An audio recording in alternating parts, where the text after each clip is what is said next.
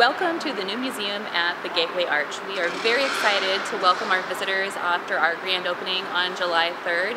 When people visit our new museum, they can expect to experience more history, more perspectives, and more St. Louis. We'll be sharing 101 years of history of why St. Louis is so important to the westward expansion of the United States.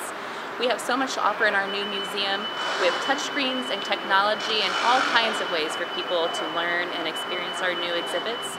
We're excited to share with you a closer look at the history of St. Louis, starting with colonial St. Louis and learning what this town was like in the early days of our settlers, all the way through talking about when the Gateway Arch was designed, the design competition, through the building process when Eero Saarinen's concept was brought to life by our local construction workers here in St. Louis. The new museum offers more perspectives on history. The National Park Service Initiative is presenting us different ways to think about the story of westward expansion. Was the West won?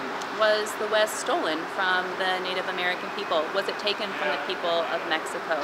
The museum offers multiple perspectives so that our visitors have a chance to consider them and take away with their own opinions. As people enter through our beautiful new west entrance, they'll pass over our terrazzo map that depicts St. Louis's pivotal role in the westward expansion of the United States. And you can even trace the trails that Lewis and Clark took from the Mormon Trail and the Oregon Trail, really understanding what explorers were traveling across after they left St. Louis.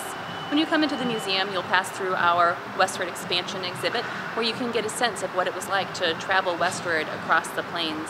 Inside the museum, you will find a vertical log cabin built in the traditional style right here in the museum by the National Park Service Preservation Team.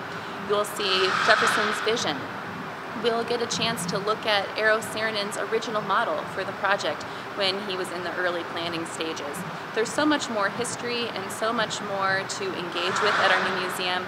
We just know that everyone is really going to love their experience at the new museum at the Gateway Arch.